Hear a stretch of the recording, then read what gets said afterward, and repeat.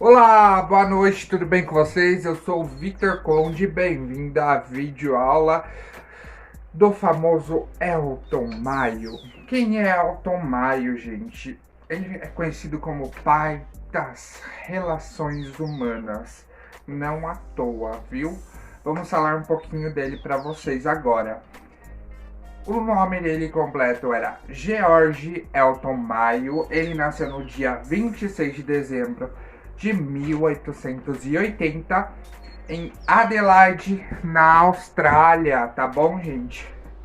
Ele tinha formação em medicina na Universidade de Adelaide, tá? E ele estudou na época, na própria Austrália, os aborígenes. O que são aborígenes, Victor? Aborígenes, gente, são os nativos, os primeiros nativos que tinham na Austrália, ok? Então ele estudou isso com a intenção de ter diversas dimensões da natureza do homem, entendeu? Aí ele foi para a África, gente. O que ele fez na África, Victor? Ele deu aula, ele foi professor na Universidade de Queensland. E também na África, ele teve um papel interessante na Primeira Guerra Mundial, sendo psicólogo dos soldados que estavam em estado de choque devido à Primeira Guerra, tá bom? Daí, de lá, ele foi para os Estados Unidos, mais especificamente para Chicago, onde ele teve uma oportunidade de liderar uma experiência nova, ao qual essa experiência botava em xeque a questão da teoria clássica da administração na fábrica de Western Electric Company, no bairro na época de Hawthorne. Por isso ficou conhecida como pesquisa de Hawthorne. Agora eu vou mostrar para vocês mais ou menos um teatrinho da época, tá bom, gente? Com os operários e o Elton Maio chegando com a revolução para vocês com a pesquisa de Hawthorne. Ai, como é desgastante trabalhar em fábrica no início do século XX. A preocupação dos nossos patrões é que nós produzamos mais e mais. E ficam controlando o nosso tempo e os nossos movimentos. Eles estão pensando que a gente é robô, mas precisamos comer, precisamos descansar, precisamos fazer nossas necessidades. Ai, que fadiga, Deus me livre. Sim, dinheiro e mais dinheiro, né? Se bem que eles estão tentando melhorar nossas condições de trabalho, oferecendo treinamento, incentivos salariais, prêmios para a produção, mas o que irrita é o chefe em cima da gente. É realmente humilhante. Se bem que eu nem sei o que eu estou produzindo. Será que eles não enxergam que existem outros aspectos dentro de uma empresa?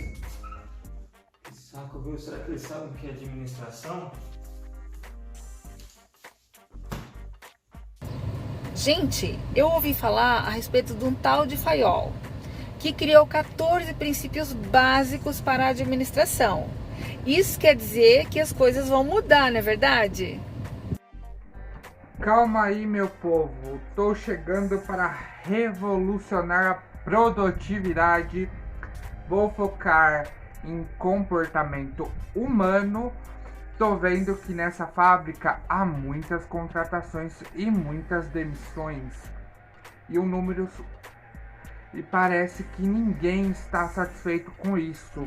Então vou fazer uma pesquisa para a qual possamos melhorar a nossa organização e melhor condições de trabalho para vocês. Eu acredito que boas relações de trabalho são bem mais motivadoras para vocês. E creio também que nenhum trabalhador deve ser tratado isoladamente, e sim todos em grupo. Agora irei explicar as 4 fases da pesquisa de Hawthorne. Gente, então agora eu vou explicar para vocês um pouquinho da primeira fase da pesquisa de Hawthorne. Como que ela funcionou, Victor? Ela funcionou da seguinte maneira, meu povo. A pesquisa de Hawthorne, a primeira fase, ela consiste nada mais nada menos do que a iluminação. Um grupo trabalhou com uma iluminação 100%, ou seja, o tempo todo com iluminação, e um outro grupo com iluminação variável, ligava, desligava. E chegaram à conclusão que não tinha relação com o aumento da produtividade da empresa na época. E acabou meio que, tipo, tornando até nula a primeira fase, sabe? Bem assim, escasso mesmo. A única coisa que afetava, modificava a questão psicológica ou até mesmo fisiológica de alguns trabalhadores da época. Isso foi um pouquinho da primeira fase. Agora eu vou explicar para vocês um pouquinho da fase número 2 da pesquisa de Hawthorne. Então, na fase 2, pegaram-se 6 operários, sendo 5 montando o produto final e 1 separando as peças. Lembrando que eles foram colocados numa sala separada dos demais. E daí esse povo da sala separada tinha um supervisor menos rígido, um supervisor mais de boa, um supervisor que mais parecia um orientador do que aquele famoso chefe chato. E foi visto isso como algo positivo para a época.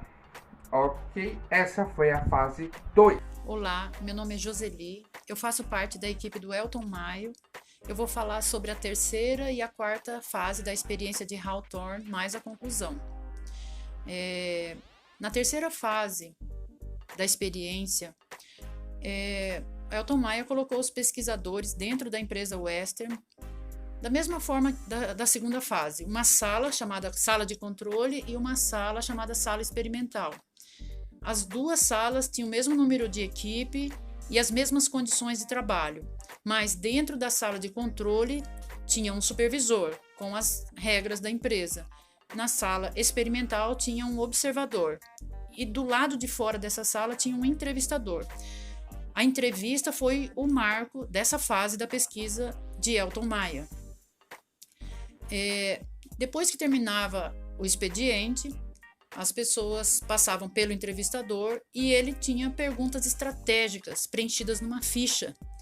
Essas perguntas e respostas, elas iam gerar, proporcionar parâmetros para o Elton Maio decidir qual seria a próxima fase desse trabalho.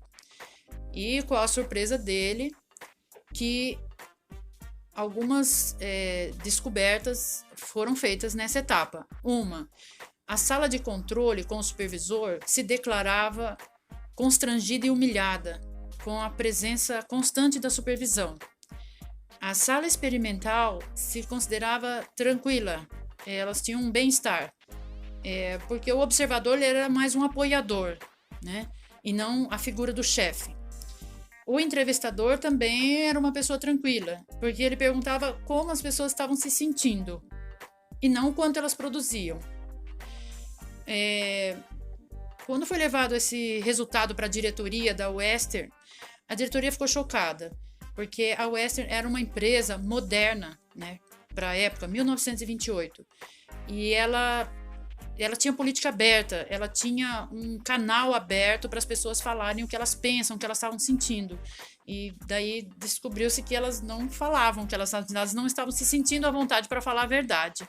No trabalho que foi feito ali pela equipe do Elton Maio, elas se sentiram à vontade e declararam a verdade.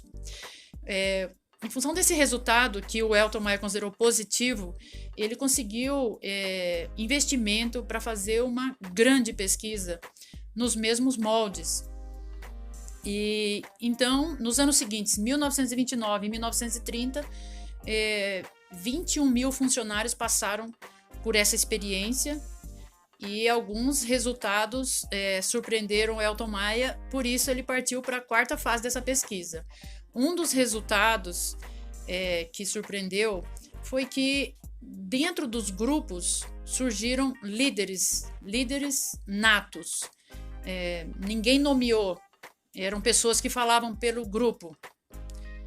E também surgiu um outro item, a lealdade. Alguns funcionários com essa condição que estava acontecendo ali, aquele momento de pessoas perguntando sobre os sentimentos deles, deixaram algumas pessoas agindo de forma leal. Essa lealdade não agradou os grupos. A pessoa que era leal à empresa, ela era excluída do grupo, ela não era convidada para eventos sociais e isso preocupou, né? Porque eles já não trabalhavam de forma harmoniosa.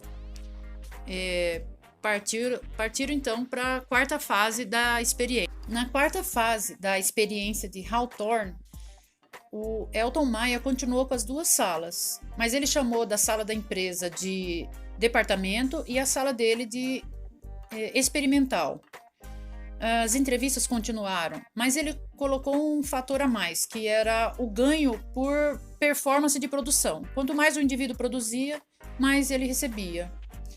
Nessa quarta fase, ele percebeu muito mais a força do grupo. Os grupos informais se organizaram de maneira a criar regras, métodos e padrões de produção.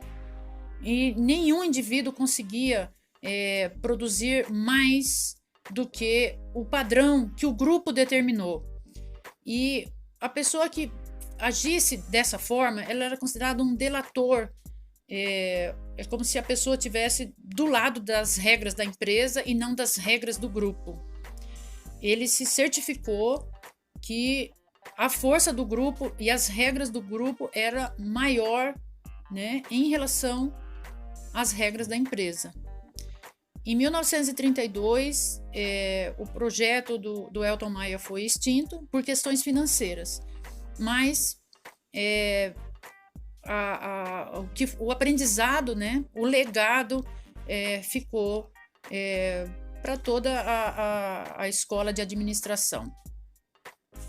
A conclusão da experiência de Hawthorne é a importância da comunicação dentro da empresa, a força dos grupos informais dentro da empresa e a importância dos aspectos psicológicos dos indivíduos dentro da empresa. Esse é o legado de Elton Maia. Toda essa teoria da Escola de Relações Humanas entrou em choque com a teoria clássica e elas se permeiam até hoje.